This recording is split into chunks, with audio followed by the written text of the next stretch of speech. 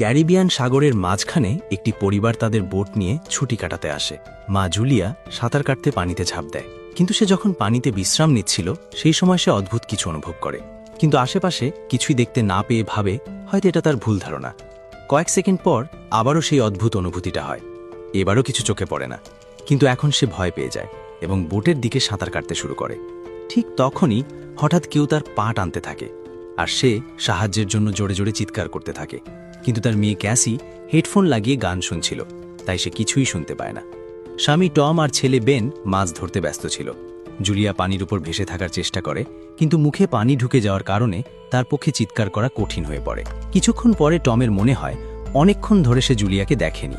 সে বোটের উপর তাকে খুঁজতে থাকে এবং তারপর দেখে তার স্ত্রী বিপদে আছে। সে দ্রুত বাচ্চাদের ডাকে বোটকে সেই দিকে নিয়ে যায় এবং পানিতে ঝাঁপ দেয়। দ্রুত জুলিয়ার কাছে পৌঁছে তাকে ধরে ফেলে এবং তাকে নিয়ে বোটের দিকে সাঁতার কাটতে শুরু করে। বাচ্চা দুজন তাকে উপরের দিকে টেনে তোলে। পরিবার সবাই মিলে জুলিয়াকে সামলায়, কিন্তু জুলিয়া নিজেকে বোঝায় যে হয়তো ঢেউয়ের কারণেই এমনটা হয়েছে। রাতে সবাই মিলে বেনের জন্মদিন উদযাপন করে। তখন ক্যাসির কাছে তার বয়ফ্রেন্ডের ফোন আসে, তাই সে ল্যাপটপ নিয়ে বাইরে চলে যায়। ভিডিও কলে তার বয়ফ্রেন্ড দেখায় যে শহরের উপর বড় বড় কালো মেঘ জমে গেছে। হঠাৎ করে কলটি গ্লিচ হয়ে ফ্রিজ হয়ে যায়।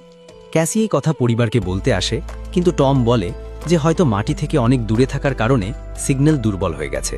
ঠিক তখনই সবাই একটি অদ্ভুত শব্দ শুনতে পায়। তারা সবাই বাইরে যায় এবং দেখে যে তিমি মাছের একটি দল পাশ দিয়ে চলে যাচ্ছে। টম বুঝিয়ে বলে যে তিমি মাছ সাধারণত পৃথিবীর ম্যাগনেটিক ফিল্ড অনুসরণ করে চলে, কিন্তু যখন ঝড় আসে তখন তারা বিভ্রান্ত হয়ে পড়ে। হঠাৎ করে বোটটি জোরে দুলতে শুরু করে এবং বেন পড়ে যায়। টম চিন্তিত হয়ে পড়ে যে বোটের কোথাও ক্ষতি হয়েছে কিনা, তাই সে ডাইভ দিয়ে নিচে গিয়ে চেক করতে যায়। কিছুক্ষণ পর সে আবার পানির উপর ভেসে ওঠে, কিন্তু তার কাঁধে বড় একটি ক্ষত থাকে। জুলিয়া দ্রুত তার ক্ষত সেলাই করে দেয়।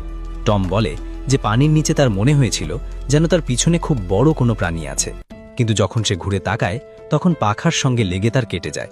সে বলে যে যাই হোক না কেন, সেটি খুবই বড় কিছু ছিল। টম বোটের বেশ কিছু ক্ষতি দেখতে পায়, তাই তাদের সাহায্য ডাকতে হয়। জুলিয়া বারবার রেডিওতে চেষ্টা করে আর ক্যাসি ফোনে সিগন্যাল খোঁজে, কিন্তু কিছুই কাজ করে না।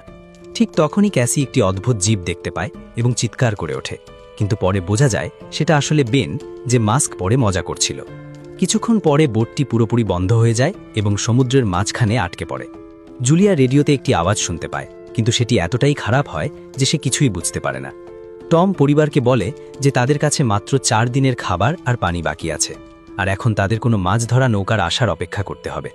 হঠাৎ রাডারে কিছু একটা ধরা পড়ে এবং পরিবার একটি অদ্ভুত শব্দ শুনতে পায়। সবাই দৌড়ে বাইরে আসে এবং অবাক হয়ে দেখে যে অনেকগুলো উল্কাপিণ্ড মাটিতে পড়ছে।